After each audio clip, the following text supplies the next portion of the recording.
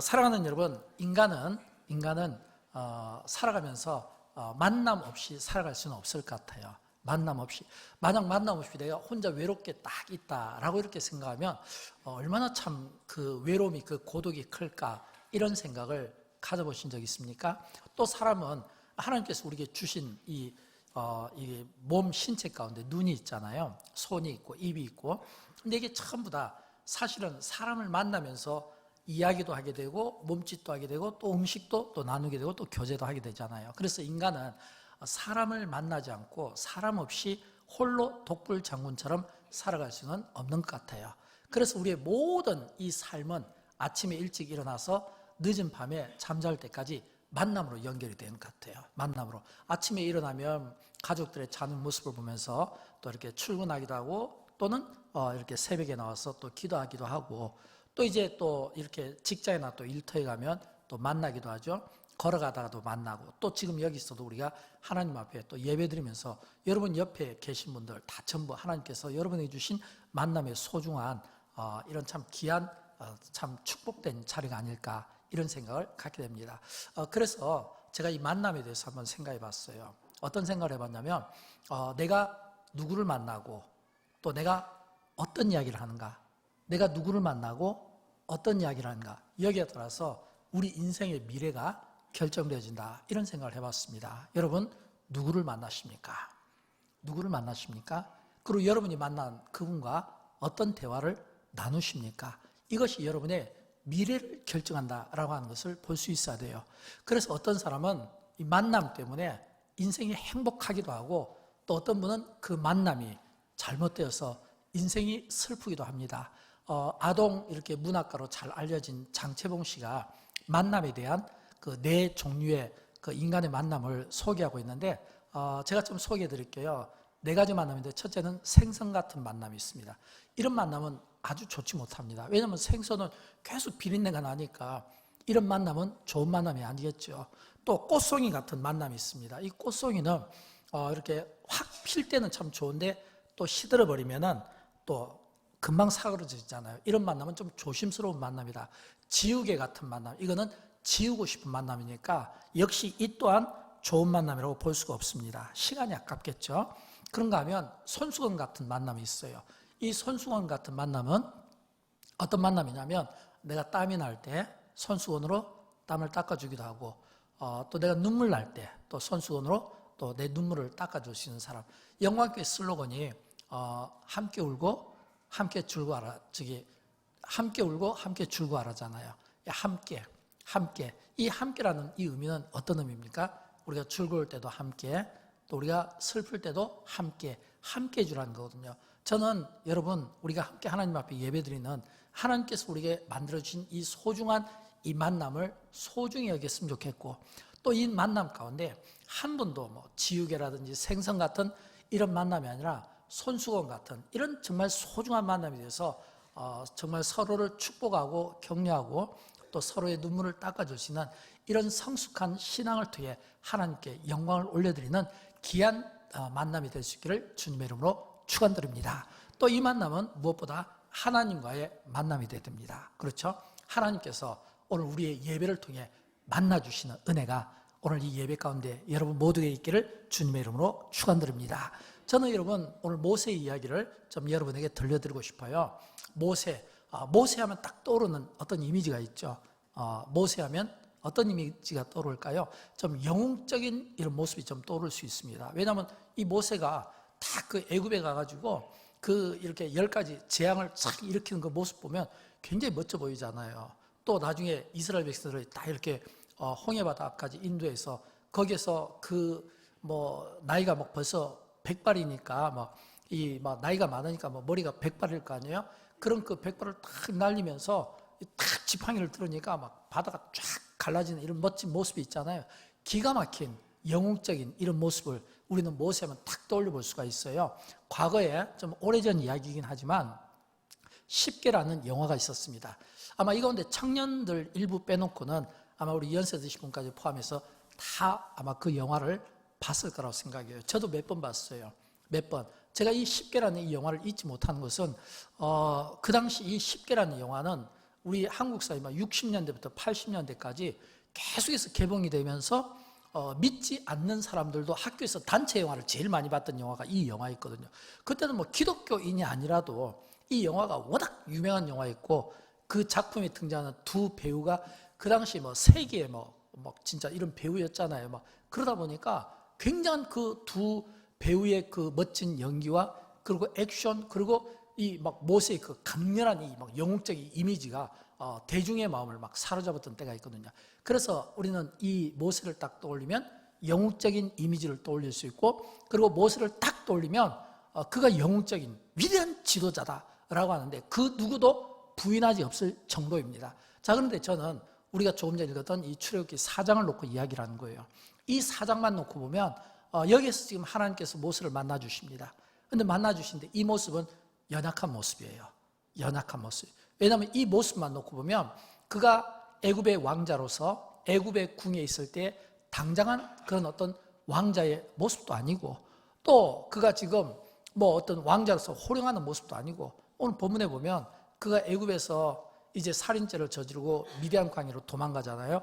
도망자의 신세거든요. 40년 동안 그가 미디안 광야에서 장인의 양을 키우는 그런 그냥 아주 평범한 백발을 날리는 이런 참 어떻게 보면 평범한 목동에 불과한 목자에 불과한 이런 참 그 모세의 모습을 오늘 우리에게 보여주고 있다고 하는 겁니다. 근데 하나님께서 바로 그러한 때에 지금 모세를 찾아주신 거예요.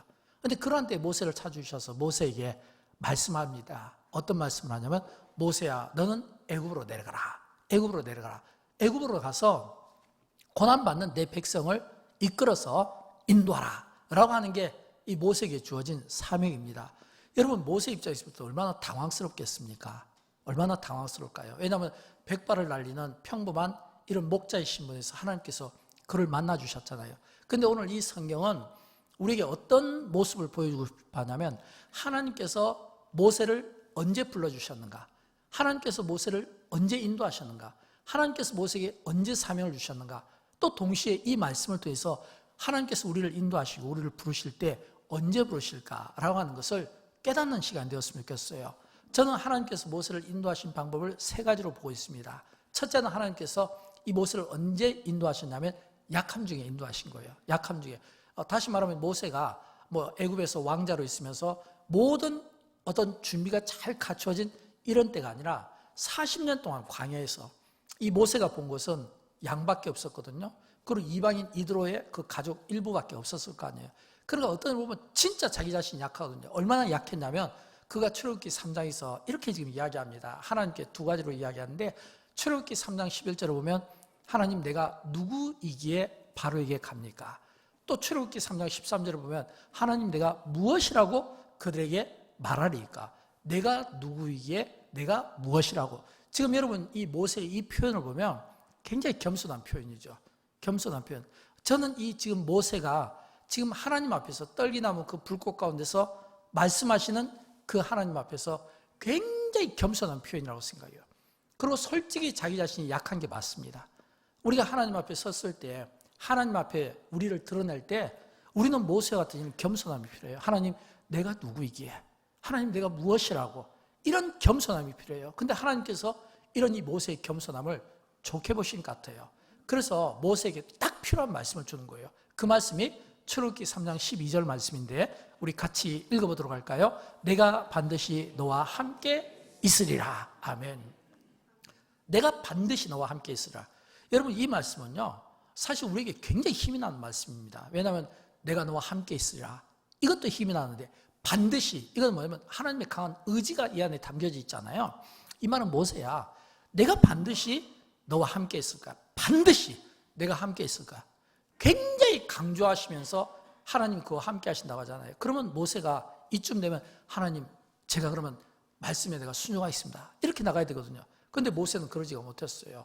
왜냐하면 그의 그 40년 그 광야 생활이 그에겐 너무 무미건조했을 뿐만 아니라 이 40년의 광야 생활이 이 모세를 굉장히 약하게 만드는 거예요. 그러니까 너무너무 약하게 만들었기 때문에 그가 그 약함 속에서 또 하나님께 질문합니다. 뭐라고 질문하냐면 4장 10절 말씀인데 그가 이렇게 이야기하는 거예요. 우리 같이 한번 읽어보도록 할까요? 모세가 여호와께 아뢰되 오 주여 나는 본래 말을 잘하지 못하는 자니이다. 주께서 주의 종에게 명령하신 후에도 역시 그러하니 나는 입이 뻣뻣하고 혀가 둔한 자니이다. 아멘. 여러분 지금 이 이야기는요, 모세가 너무 약하니까 겸손함을 가지고 하나님께 이야기합니다. 하나님, 나는 원래 말을 잘 못합니다. 나는 입이 뻣뻣합니다. 나는 혀가 둔합니다. 지금 이 이야기는요, 여러분 입이 뻣뻣하고 혀가 둔한 분들하고 혹시 대화 나눠본 적이 있습니까? 이런 분들과 대화를 나누면요, 굉장히 힘듭니다. 굉장히 힘들어요. 특히 말을 빨리 하는 사람일수록 입이 뻣뻣하고 혀가 둔한 분 이야기하면 그 이야기를 들어줄 수가 없어요. 너무 힘들고 답답해요. 말 못하는 분들하고 한번 대화를 나누시면 얼마나 답답하겠습니까? 그렇죠? 지금 모세가 지금 하나님께 그 이야기하는 거예요. 하나님, 나는 말도 못합니다. 나는 입이 뻣뻣합니다. 혀가 둔합니다. 나 같은 사람은 왜 쓰십니까? 지금 이런 이야기거든요. 근데 이런 이 모세의 간청에 하나님께서 그럼에도 불구하고 모세를 쓰셨다고 하는 겁니다. 모세를 쓰신 거예요. 여러분, 하나님께서 모세를 쓰실 때 모세가 강해서 쓴 게 아니에요.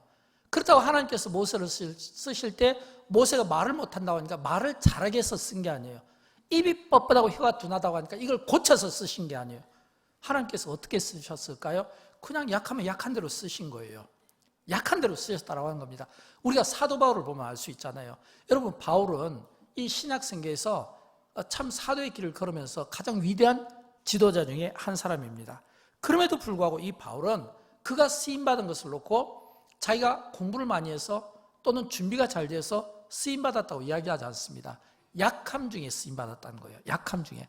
그래서 고린도후서 11장 30절에 보면 내가 부득불 자랑할진데, 이 말은 원래 내가 자랑을 안 하는데 내가 굳이 자랑한다면 나의 약한 것을 자랑한다, 이렇게 이야기합니다. 또 12장 5절에서는 나를 위하여는 약한 것들 외에 자랑하지 아니하리라. 또 12장 9절에서는 내 능력이 약한 데서 온전하여 짐이라, 이렇게 이야기합니다. 약한 데서 온전하여 짐이라. 이 이야기는 이 바울의 능력이 사람들이 볼 때는 굉장히 멋있을 거예요. 왜냐하면 이 바울이 설교를 얼마나 잘했습니까? 또 얼마나 교회를 많이 건축했어요. 선교를 얼마나 많이 했어요. 얼마나 많은 제자들이 있었습니까? 그런데도 불구하고 자기의 그 능력이 어디에서 나왔냐면 약한 데서 나왔다고 하는 겁니다. 여러분, 하나님이 우리를 쓰실 때, 우리가 지금 이 자리에서 하나님 앞에 예배 드릴 때 내가 어떤 자격이 있고 조건이 많아서 이 자리에 나온 게 아니라 약해요. 근데 약하지만 약한 나로 강하게, 나는 약하지만 하나님은 강하신 분이에요. 우리가 많은 경우 내 능력으로, 내 힘으로 내가 쓰임받으려고 하는데 진짜 능력, 힘은 어디에서 나오냐면 내 능력이 아니라 하나님의 능력이에요. 우리가 주의를 할 때는 하나님의 능력으로, 하나님의 힘으로 하는 거지 내 능력으로 하는 게 아니에요.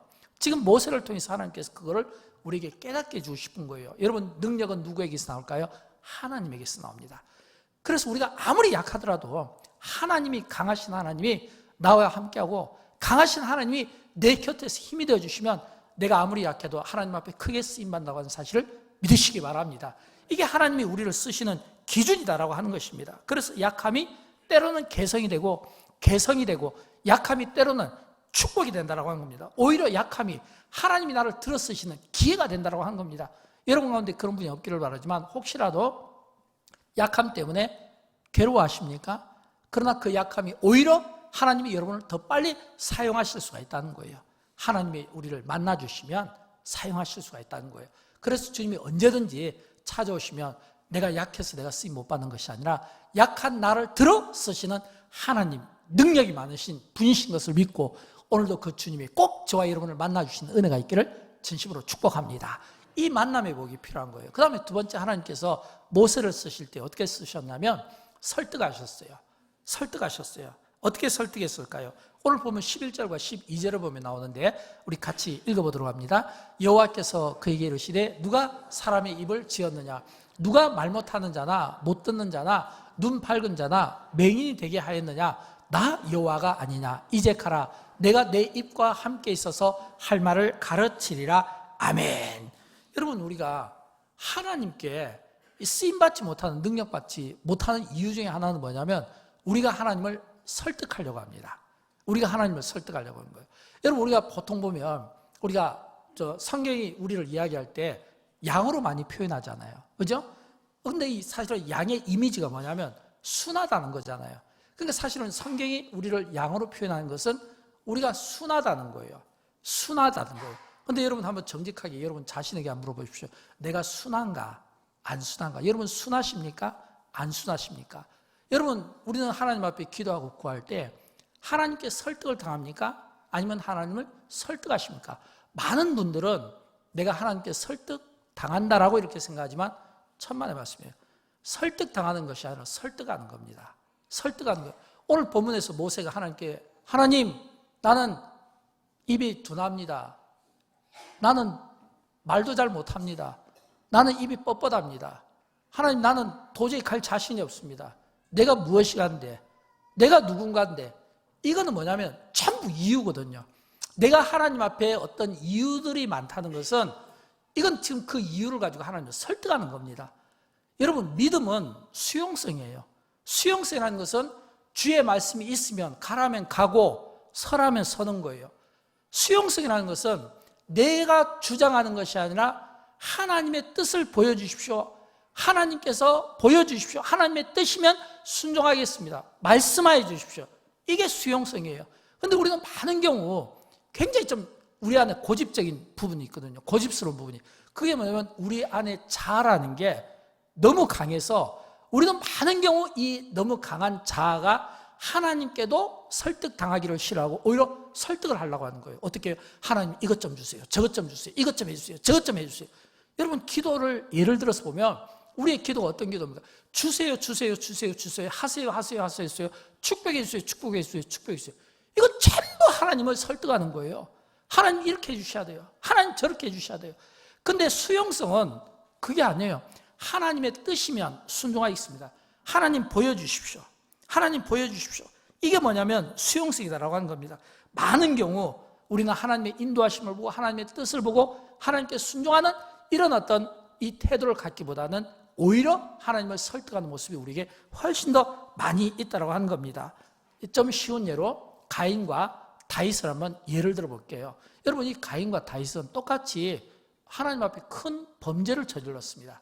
그러나 차이점이 있어요. 어떤 차이점이냐면 가인은 그 동생이 너무 미워서 돌로 쳐 죽였잖아요. 그런데 하나님께서 가인에게 묻습니다. 너희 아우 아벨이 어디 있느냐?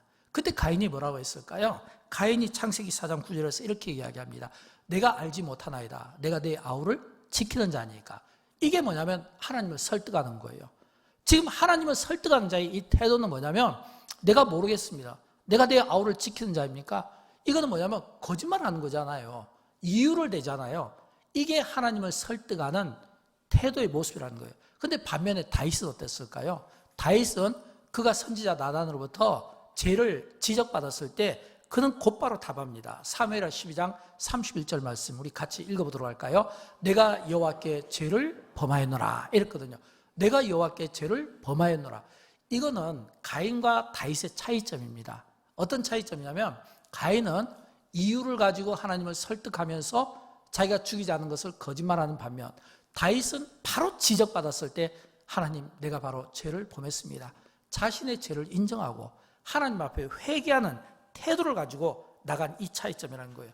여러분, 성경은 많은 경우 다윗의 삶을 주목합니다. 근데 다윗의 이 삶 속에서 결론은 뭐냐면 하나님께서 다윗이 마음에 맞았다는 거예요. 이 말은 뭐냐면 다윗의 삶을 하나님이 기뻐하셨다는 겁니다. 근데 여러분 한번 생각해 보십시오. 이 다윗이 그처럼 하나님의 마음에 깊고 하나님의 마음에 합한 자였는데 그가 인생을 잘 살았기 때문일까요? 그렇지는 않을 거예요. 그가 죄를 짓지 않았을까요? 그렇지는 않을 거예요. 오히려 성경은 이 다윗의 그 인생이 잘 살았다고 이야기를 하지 않아요. 그가 어린 녹동에서부터 늙어서 그가 죽을 때까지 그 인생이 진짜 굴곡이 많았고 정말 그 인생이 험했어요. 별로 편안한 때가 없었어요. 이 말은 뭐냐면 절대로 다윗이 인생을 잘 살았다는 뜻이 아닙니다. 그가 죄를 짓지 않았나요? 아니에요. 그의 죄 때문에 얼마나 많은 무고한 사람들이 죽어나갔습니까? 이 말은 다윗이 잘 사는 것도 아니고 그가 죄를 짓지 않은 것도 아니에요. 그런데 왜 성경이 이 다윗의 삶을 우리에게 주목시키냐면 다윗은 뭐가 빠르냐면 자신의 어떤 문제를 지적받았을 때 바로 엎드렸다는 겁니다. 여러분, 우리가 시편을 보면 이 시편은 거의 저자가 다윗이라고 되어 있거든요. 절반 이상이 다윗이에요. 근데 이 다윗의 시편을 보면 하나같이 구구절절 너무 슬퍼 보이지 않습니까? 너무 힘들어 보이지 않습니까? 오죽 힘들었으면 아침에도 기도하고 정오에도 기도하고 저녁에도 밤에 기도하고 밤이 맞도록 기도하고 그 여호와 침상을 눈물로 적실 정도로 기도하고 두렵습니다. 떨립니다. 뼈가 떨립니다. 뼈가 상합니다. 이런 기도를 드렸겠냐라고 하는 겁니다. 이 말은 다윗의 그 기도가 너무너무 처절했다는 거예요. 왜일까요? 그만큼 그는 성령에 민감했다는 겁니다. 하나님께 민감했다는 거예요. 하나님의 그 말씀 앞에서, 그 말씀이 떨어지면 그 말씀 앞에서 그 자신을 딱 조명하였을 때 드러난 어떤 죄에 대해서 회개하려고 하는 노력이 매우 컸다는 것을 우리에게 보여주는 겁니다. 잘못하면 또 회개하고 또 잘못하면 또 회개하고, 그래서 회개 기도가 무엇인가를 보여준 사람이 다윗이에요. 근데 놀라운 것은 그 시편을 보면 구구절절 하나님 앞에 참회의 기도를 드렸는데, 근데 하나님은 그런 그 다윗을 기뻐했다는 겁니다. 내 마음에 진짜 맞는 사람 다윗이었다는 거예요. 이 말은 하나님이 그처럼 보고 싶어 했던 그 모습을 다윗의 모습에서 찾아봤다는 것을 오늘 우리에게 보여주고 있다고 하는 겁니다. 사랑하는 여러분, 믿음은 수용성이에요. 수용성이라는 것은 내 생각이 많아서 내 생각으로 하나님의 생각을 내 생각처럼 막 바꾸려고 하거나, 아니면 내 생각이 많아서 내 생각을 가지고 하나님을 가르치려고 하는 것이 아니라 하나님의 뜻을 보고 싶습니다. 주님이 인도하여 주옵소서. 주의 뜻이면 따르겠습니다. 이게 수용성적인 기도예요. 저는 저와 여러분 할 수만 있으면 우리가 하나님을 설득하는 인생이 아니라 하나님께서 모세를 설득한 것처럼 저와 여러분이 하나님의 말씀으로 설득당하는, 그래서 주의 말씀이면 가고 주의 말씀이면 설 수 있는 이런 성숙한 신앙을 저와 여러분이 보여줄 수 있기를 주님의 이름으로 축원드립니다. 세 번째는 하나님의 방법으로 모세를 인도하셨어요. 여러분, 우리는 많은 경우 하나님 방법, 하나님 인도할 때 우리 생각을 많이 넣고 싶어 합니다. 우리 생각을 많이 넣어요. 이렇게 대화하다 보면 저에게 자신들의 생각을 많이 이야기해줘요. 그리고 마지막에 하는 이야기겠죠. 목사님 뜻대로 기도하시면 결정하십시오. 그거는 아니에요. 저에게 자신의 생각을 다 이야기해주고 저보고 기도하고 결정하라면 그거는 진짜 아닌 거죠. 왜냐하면 하나님의 방법으로 인도한다는 것은 내가 아니라 내 속에 있는 것들을 다 내려놓고 하나님의 생각으로 가득 차야 되잖아요. 하나님의 생각으로. 그런데 내 생각으로 가득 차 있기 때문에 우리는 번번이 우리의 인생에서 많은 어려움을 겪게 되는 겁니다. 왜냐하면 하나님은, 제가 아는 한 가지는 절대로 우리 인간의 기대와 우리 인간의 방법과 다른 방법을 사용하신다는 것을 우리가 볼 수 있어야 되는 겁니다. 오늘 보면 14절 말씀이 그 중에 하나거든요. 우리 같이 한번 읽어보도록 할까요? 여호와께서 모세를 향하여 노하여 이르시되 레위 사람 내 형 아론이 있지 아니하냐? 그가 말 잘하는 것을 내가 아노라. 그가 너를 만나러 나오나니 그가 너를 볼 때에 그의 마음에 기쁨이 있을 것이라. 아멘. 여러분, 여기 보니까 하나님께서 모세를 향하여 노하여 이르시되, 노하여, 이 말은 진노하셨다는 겁니다. 화가 많이 나신 거예요, 하나님께서. 여러분, 왜 화가 나셨을까요? 아니, 모세가 내가 무엇이간데, 내가 누구간데, 나는 입이 뻣뻣하고 말을 못하는데 계속해서 하나님을 설득하려고 하고 변명을 늘어놓는 이 모세에 대해서 하나님이 진노하신 겁니다.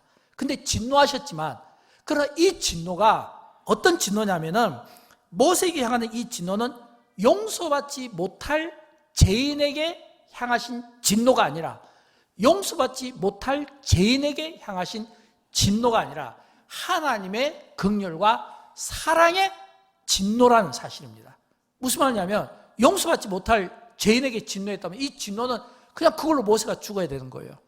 근데 하나님의 긍휼과 사랑의 진노, 이 말은 뭐냐면, 우리 가끔 가다 보면 우리 부모님들이, 요즘에는 그런 일이 없지만 과거에는 자녀들이 잘 되기 위해서 막 진노하면서 매를 들 때가 있잖아요. 근데 그 마음은 사랑과 긍휼이잖아요. 잘 되기를 바라는 마음처럼.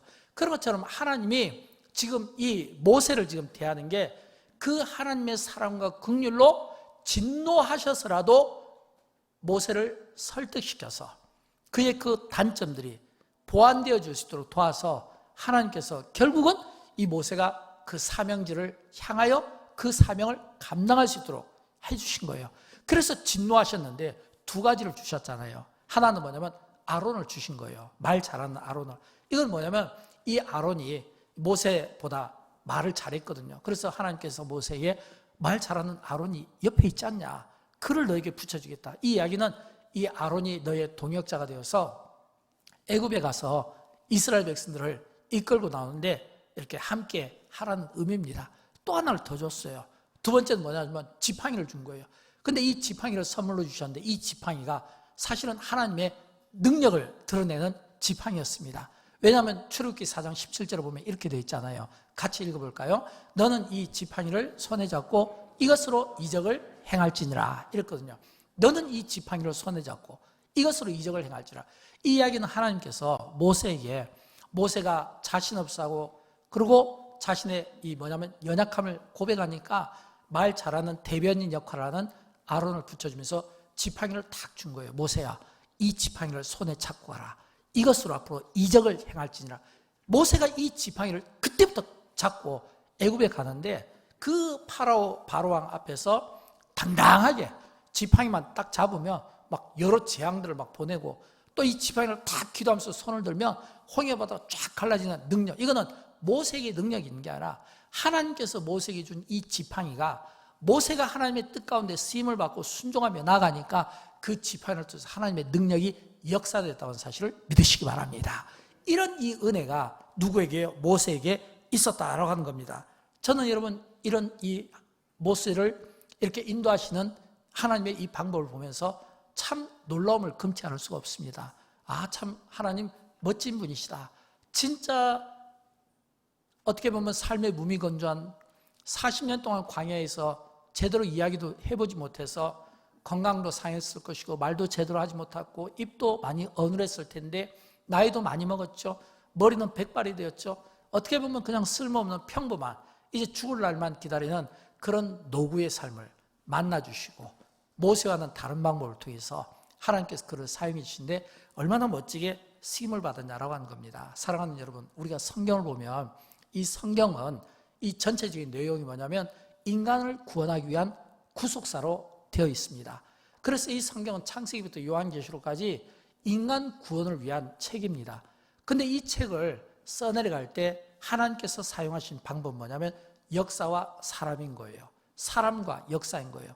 어떤 그 사건을 통해서, 어떤 역사를 통해서 그 중심에 사람을 두신 겁니다.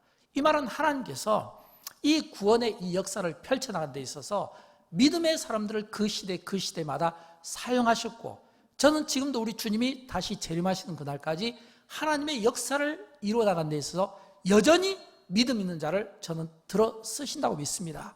그래서 우리는 반드시 기억해야 될 게 있어요. 우리가 무엇을 기억해야 되냐면 우리의 미래는 내가 누구를 만남으로 연결되어 있는가, 여기에 결정이 된다는 거예요. 여러분, 우리의 미래는, 나의 미래는 내가 누구와 만나는가, 내가 어떤 사람을 만나는가, 이 만남과 연결이 되어 있고, 나의 이 미래가 지금 내가 만나는 이 사람 때문에 10년 후에 또는 20년 후에 인생이 달라진다는 것을 우리가 기억할 수 있어야 되는 거예요. 저는 짧은 저의 삶을 돌아보면 저의 삶 속에 정말 저는 이 만남의 복을 많이 누린 것 같아요. 왜냐하면 저는 어렸을 때부터 저희 아버님, 어머님을 통해서 이 만남의 이 기도를 정말 많이 받았거든요. 늘 저희 아버님, 어머님께서 저를 위해서 기도할 때 하나님, 우리 큰아들은 사람을 잘 만나게 해주세요. 사람을 잘 만나게 해주세요. 그래서 저도 그 기도를 똑같이 드리고 있습니다. 우리 자녀들에게, 하나님, 우리의 자녀들이 또 우리 교회 성도들이 사람을 잘 만나게 해주십시오. 저는 어렸을 때부터 늘 부모로부터 사람을 잘 만나게 해달라고 하는 이 기도를 제가 받아서인지 제가 고등학교 다닐 때 사람을 잘 만났어요. 저는 고등학교 다닐 때 원불교 학교를 다녔거든요. 기독교 학교를 다닌 게 아니라 원불교 학교를 다녔어요. 불교 재단의 학교였는데, 근데 저희 담임 선생님이 전부 기독교인이었고, 그 중에 고등학교 3학년 때 담임 선생님은 아주 신실한 장로님이었어요. 도저히 어울리지 않는, 학교 제복에 어울리지 않는 그런 그 문화 속에서 기독교 신앙을 가진 그 장로님을 통해서 제가 나이는 어리지만 인생의 철학을 제가 배울 수 있었고, 또 제가 군대 갔을 때는 아주 참 신실하고 훌륭하신 군종장교를 만나서 이 군대 생활하면서 11조 훈련을 받았어요. 또 군대 생활하면서 배우자를 놓고 기도하는 법을 배웠어요. 그래서 제가 군대에서부터 5년 기도했거든요. 배우자를 위해서. 또 제가 군대 생활할 때 그때는 지금과 같은 시대가 아니잖아요. 뭐 지금부터 제가 뭐 군대 생활한 지 한 40년쯤 되었으니까 40년 전에 군대 생활에서 그 당시 제가 배운 게 뭐냐면 영어였습니다. 영어를 잘하라. 영어를 잘하라. 제가 미국 유학 생활할 때 또 제가 정말 좋은 분을 만난 것 같아요. 교회 성장에 대해서 배우게 되고 좋은 교회, 좋은 목사님을 만나서 제가 새벽 기도를 미국에서 유학 생활에 배웠습니다. 이 특세를 그때 배운 거예요. 새벽 기도의 중요성과 그리고 목회 철학의 중요성과 그리고 목회 비전, 목회 백서 이걸 다 제가 유학 생활에 배운 겁니다. 다시 제가 한국에 왔을 때 또 제가 배운 게 있거든요. 여기서 좀 멀리 떨어진 부산 자기 양산 쪽에 가면 기도원이 있는데 거기에 그 원장님이 저희 집안과 아주 가까운 사이거든요. 그분을 통해서 영성을 배우고 섬김을 배웠습니다. 지금은 고인이 되셨지만 여기에 가까운 교회 목사님을 통해서 통계를 배우게 되고 그리고 품성 목회를 또 배우게 되고 그 외에도 정말 많은 분들이 이 제가 만남을 통해서 저를 다듬어 나가신 거예요. 오늘의 제가 있게 된 것은 그냥 생긴 것이 아니라 저의 노력과 의지만 갖고 된 건 아니에요. 하나님께서 저에게 많은 만남을 주시고 그리고 이 만남의 이 복을 통해서 많은 그 만남 속에서 제가 깨달은 게 있고 배운 게 있고 이 깨달음과 이 배움이 오늘의 저를 이렇게 참 성숙하게 만드는 것 같아요. 그래서 저는 할 수만 있으면 우리의 이 만남을 소중히 여기고 이 만남이 주는 이 인적 자원 그리고 영적 자원 이걸 정말 소중히 여겼으면 좋겠어요. 이 만남이 나를 갖다 성공시킬 수가 있는 겁니다. 그러나 또 우리가 역으로 또 우리가 잘못된 만남을 갖게 된다면 그 만남이 나에게 돌아오는 많은 상처와 아픔을 줄 수 있겠죠. 여러분 한번 스스로에게 질문해 보십시오. 나는 지금 옆에 있는 사람 때문에 행복한가? 아닌가? 나는 옆에 있는 사람 때문에 행복한가? 아닌가? 저는 여러분 할 수만 있으면 나는 내 옆에 있는 사람 때문에 내 인생이 행복했으면 좋겠고 인생이 즐거웠으면 좋겠고 사는 보람이 있었으면 좋겠어요. 이런 이 만남의 복이 저와 여러분 모두에게 있게 되기를 주님의 이름으로 축원드립니다. 그래서 우리의 만남이 반드시 우리의 미래에 잘 되려면요 이 만남은 진짜 특별한 의미가 있어야 돼요. 성경에 보면 엘리야와 엘리사 이야기가 나오잖아요. 사제지간의 아름다운 만남을 통해서 사역이 계승되잖아요. 그렇죠? 또 이 바울이 또 저기 뭐냐면 이 바나바를 만났잖아요. 이 바울이 모든 사람들이 자기를 믿어주지 않을 때 바나바의 그 신용으로 이 뭐냐면 이 사도 바울을 품어줬거든요. 또 다윗은 또 요나단 어떻게 보면 이게 서로 라이벌 관계에 있고 어떻게 보면 원수지간이 될 수 있잖아요. 그러나 그 두 사람의 그 아름다운 우정이 나중에 이제 이 요나단 집안에 마지막 남은 그 하나 그 핏줄 무미보셋을 다윗이 그 왕궁에 데려서 왕자의 반열에 올려놓고 이렇게 아들처럼 대하는 이런 아름다운 우정이 있잖아요. 오늘 본문에도 보면 모세가 나는 입이 뻣뻣합니다. 나는 말이 못합니다. 라고 했을 때 하나님께서 말을 잘하고 또 지혜롭게 하는 이 아론을 붙여서 하나님께서 또 그 사명을 감당케 하잖아요. 저는 여러분 우리가 살아가면서 이런 좋은 만남 누군가가 나를 고쳐줄 수 있는 나만이라고 하는 그 아람 사람이 굉장히 그 권력을 가진 사람이거든요. 근데 거기 히브리에 사는 그 한 그 여종 전쟁 포로거든요. 근데도 불구하고 그 한 여종이 그 전쟁 포로가 권면하거든요. 우리 고향에 있는 그 요단강에 가서 우리 주인님이 목욕만 하면 나을 수 있을 텐데 그 선지자만 만나면 나을 수 있을 텐데 라는 그 여종의 그 이야기를 이 나만이 기쁘게 받아들이잖아요. 그랬을 때 그 나만이 병을 고침받지 않습니까? 여러분 이게 만남이거든요. 여러분 우리가 서로 이런 이 행복한 이 축복된 삶을 살려면 이런 서로에게 유익이 되는 이런 좋은 만남이 있어야 돼요. 저는 여러분이 배우자 또 여러분 그리고 친구 또 여러분 교제하는 모든 사람들 또는 직장의 모든 사람들이 다 좋을 수는 없지만 그러나 정말 여러분에게 영향력을 끼치고 정말 여러분에게 좋은 영향력을 줄 수 있는 이런 좋은 만남이 여러분의 생애 가운데 많이 있게 되기를 주님의 이름으로 축원드립니다. 많이 있었으면 좋겠어요. 그러기 위해서는 우리가 이 축복된 만남을 위해서 세 가지가 필요합니다. 저는 여러분 모두가 축복되기를 원해요. 그러기 위해서는 우리가 세 가지를 적용해야 되는데 첫째는 뭐냐면 믿어주는 겁니다. 여러분 믿어주지 않으면 아무것도 할 수 없어요. 대부분의 많은 사람들이 자기의 재능과 자신들의 은사를 이렇게 쓰임받지 못하는 것은 믿어주지 않기 때문에 그래요. 사람들은 굉장히 여기에 대한 목마름을 가지고 있습니다. 믿어주기를 바라는 마음, 믿어주기를 바라는 마음, 이런 목마름이 있어요. 근데 여러분, 우리가 누군가를 믿어준다는 것은 어떤 의미일까요? 제가 그 자리에 있다는 것, 우리가 이 자리에 있다는 것은 바로 그 사람을 믿어주라는 의미에서 하나님께서 우리를 그 자리에 세워주신 겁니다. 사람들이 격려를 원하고 사람들이 믿어주기를 원할 때 할 수 있어, 될 거야, 당신이라면 할 수 있어 라고 이렇게 믿어주는 이 마음이 있잖아요. 이런 이 믿어주는 이 마음이 오늘 우리의 삶을 축복되게 하고 공동체를 축복되게 하는 겁니다. 그래서 가장 큰 경영은 인간 경영입니다. 가장 큰 경영은 인간 경영이에요. 인간 경영만큼 위대한 투자는 없다고 생각합니다. 인간 경영만큼 위대한 투자는 없어요. 인간 경영이라는 것은 뭐냐면 하나님이 우리를 왜 세상 속에 두셨을까요? 그리고 그 세상 속에서 왜 많은 사람들과 접촉하게 할까요?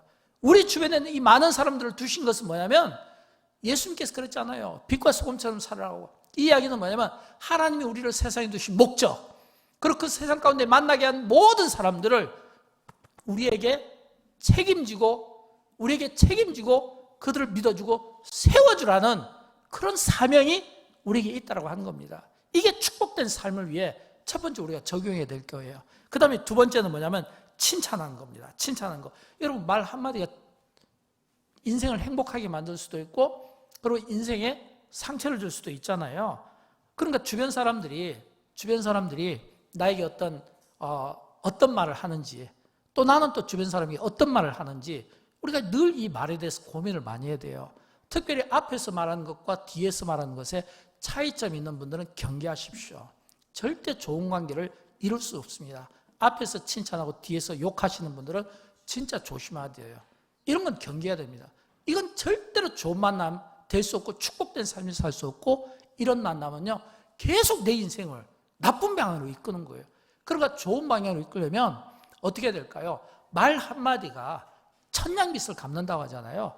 나의 말 한마디가 다른 사람을 행복하게 할 수도 있고 살릴 수도 있고 다른 사람을 죽일 수도 있고 다른 사람이 깊은 상처를 줄 수도 있다고 하는 겁니다. 그래서 스스로 한번 질문해 보십시오. 상대가 나를 믿어주는가? 상대가 나의 자존감을 세워주는가? 아닌가? 여기서 우리는 결정이 되지 않겠습니까? 마지막으로 세 번째, 우리가 이 축복된 삶을 위해서는 돕는 자가 되어야 된다라고 생각합니다. 사랑하는 여러분, 하나님께서 우리에게 영광교라는 공동체를 주신 겁니다. 또 우리에게 가족이라는 공동체를 주신 겁니다. 또 우리에게 직장이라는 공동체를 주신 겁니다. 공동체를 주셨다는 것은 뭐냐면 그 공동체 속에서 서로 배려하고 존중하고 세워주고 더 중요한 것은 돕는 자가 되라 이거예요. 돕는 자가 되라. 근데 사실은 여러분, 이 돕는다라고 하는 이 의미는 뭐냐면 내 희생이 요구되는 겁니다. 내 희생이 요구돼요. 돕는다는 것은 내가 뭔가 그를 위해서 희생할 수 있어야 된다는 겁니다. 그런데 사실은 우리는 이게 잘 안 돼요. 예를 들어서 좀 쉬운 예로 우리가 은혜 받는 자리에는 많은 사람들이 모일 수 있어요. 근데 기도하는 자리에는 많은 사람들이 잘 안 모입니다. 왜인 줄 압니까? 은혜 받는 자리는요, 예배 드리는 것은 은혜잖아요. 예배 드리고 찬양하는 거, 이런 거는요, 뭐 찬양 집회한다, 뭐 이러면 좋은 어떤 목사님 와서 부흥성이 한다면 이 자리가 꽉 차겠죠. 꽉 찰 겁니다. 왜냐하면 이거는 은혜만 받으니까. 근데 지금 우리가 나와서 시간이 정해진 시간에서 은혜만 받으면 되잖아요. 근데 기도는 달라요. 기도는요, 굉장한 희생이 요구되는 거예요. 그래서 기도하자고 하면요, 아무리 광고해도 안 나옵니다. 왜냐하면 기도는 자기 희생이 필요하거든요. 뼈를 깎아내는 자기 희생이 필요하거든요. 처절한 하나님 앞에서 자기 죄를 회개하고 참회하는 데서부터 시작하니까 얼마나 에너지가 많이 드는지 몰라요. 예배는 시간이 정해져 있잖아요. 기도는 시간이 정해진 게 아니거든요. 그래서 진짜 제대로 기도를 해보신 분들은 이 기도가 얼마나 많은 에너지를 낭비하고 얼마나 많은 이 에너지를 쏟아내는가를 보게 되는 겁니다. 근데 사실은 이 기도가 이게 돕는 거예요. 왜냐하면 자기 희생이지만 그러나 우리는 기도를 통해서 나라와 민족을 위해서, 세계 선교를 위해서, 고통받는 우리 이웃을 위해서, 또 건강한 교회 공동체를 위해서, 자녀들의 장래와 미래를 위해서 목숨 걸고 기도하잖아요. 저는 봉사가 그랬으면 좋겠어요. 돕는 게. 예를 들어서 우리가 봉사를 예를 들어 볼까요? 우리는 많은 경우, 여러분, 봉사라는 것, 돕는다는 것은 어떤 의미냐면 하나님이 나를 여기에 딱 세워주신 거예요. 내 눈에 보이면 도우라는 뜻입니다. 내 눈에 보이면. 근데 사람들은 잘 돕질 않아요. 제가 이렇게 잘하는 것은 아니지만 저희 부모님에게 딱 한 가지 배운 게 있습니다. 맞으면서 배웠어요. 그게 뭐냐면 지금 제 나이 지금 60이 되었어도 불구하고 제가 지금까지 절대로 호주머니에 손을 안 넣습니다. 다리를 꼬우지 않아요. 팔짱을 끼지 않습니다. 이것 때문에 저희 아버님한테 엄청 많이 맞았거든요. 여러분 보셨습니까? 지금 조금 전에 제가 이거 한 건데 이건 쇼인데 절대 저는 사람들 앞에서 뒷짐 져본 적이 없습니다. 제가 설교할 때 뒷짐 져 보셨습니까? 설교할 때 호주머니에 손을 넣어보는 거 봤습니까? 팔짱 낍니까? 다리도 안 꼬웁니다. 아무리 어린 자식 같은 부목사님들 앞에서도요, 제가 다리를 꼬아본 적이 없습니다. 제가 이거 하나는 진짜 잘 배운 것 같아요. 어렸을 때부터 맞으면서 배웠거든요. 근데 왜냐하면 호주머니에 손 넣고 뒷짐지고 팔짱 끼는 사람들은 절대 몸을 희생을 안 해요. 이런 분들은. 하나님이 나를 딱 여기 딱 세워주신 것은 눈에 보이는 대로 일하라는 뜻이거든요. 근데 팔짱 끼고 어떻게 일을 합니까? 호주머니에 손을 넣고 어떻게 일해요? 그냥 가만히 보고 남의 일처럼 방관한다 이거예요. 근데 여러분, 하나님이 나를 이 자리에 딱 세워주시고 그리고 내 눈에 보이는 것은 일하라는 겁니다. 청소하고 봉사하고 설거지하고 예를 들어서 주차봉 들고. 근데 눈에 보여도 이게 훈련이 안 된 분들은 전부 남 일이에요. 나하고는 전혀 관계가 없는 거예요. 돕는다는 의미는 뭔지 압니까? 돕는다는 것은 우리가 말로도 그 사람을 이렇게 격려하고 칭찬하며 세워줄 수도 있지만 그 사람이 하지 못한 일을 내가 대신 몸으로 내가 봉사할 수도 있고, 때로는 내가 성경으로도 봉사할 수 있고, 때로는 내가 무릎 꿇고 기도로도 봉사할 수가 있고, 이거는요 내가 아무리 생각을 가지고 있어도 이 생각이 가슴으로 행동으로 옮겨지는 데는 시간이 많이 걸려요. 저는 여러분 할 수만 있으면, 우리가 돕는다라고 했을 때 이 돕는다 이게 뭐냐면 이게 부부간에 쓸 때 돕는 배필로 하잖아요. 여러분 남편이 아내에게 도울 때 무슨 조건을 따집니까? 기분을 따집니까? 남편이니까 당연히 아내 돕고 아내니까 당연히 남편 돕잖아요. 가족 간에도 자식의 문제니까 부모의 문제니까 그냥 돕잖아요. 근데 교회에서는 이게 잘 안 돼요. 근데 여러분 아십니까? 주님이 우리를 딱 가운데서 해서 우리 눈에 보이는 거는 전부 다 우리 보고 하라는 뜻입니다. 이게 돕는 거예요. 우리 보고 하라는 거예요. 뻗어시 옆에 지금 어떤 일이 있는데도 불구하고 다 그냥 방관하면 그건 돕는 게 아니에요. 저는 정말 영광교회가 좋은 만남의 공동체로 정말 이 영광교회가 축복된 이 만남이 되려면 우리가 믿어주고 그리고 우리가 칭찬하는 것 못지않게 우리가 희생함으로 말미암아 도움으로 말미암아 누군가가 나의 그 도움 때문에 힘을 얻었으면 좋겠고 또 누군가가 이 나의 도움 때문에 격려를 받았으면 좋겠어요. 저는 주님이 언제 재림하실지 알 수 없습니다. 그러나 주님이 재림하실 때 진짜 보고 싶은 게 있다면 뭘까요? 정말 건강한 교회 공동체, 정말 만남이 잘 되어있는 교회 공동체, 정말 축복된 이런 만남을 하는 이런 성도, 가정, 부부, 자녀들 보고 싶어 하지 않겠습니까? 그날에 우리 주님께 정말 인정받는 이런 건강한 교회 공동체로 저와 여러분이 함께 세움받기를 주님의 이름으로 축원드립니다.